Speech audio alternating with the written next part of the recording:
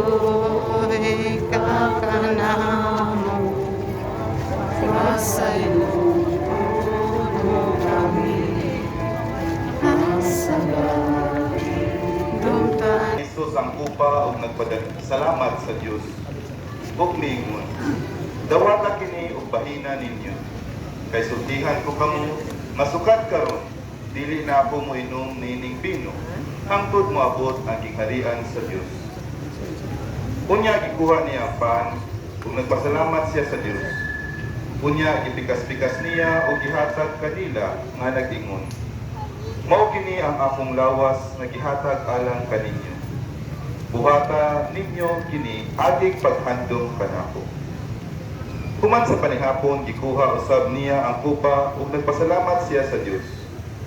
Gihatag niya kini kanila ug miingon siya, kining kupa mao ang bag-ong kasabutan sa Dios. Timaan sa akong dugo nga giula alang kaninyo.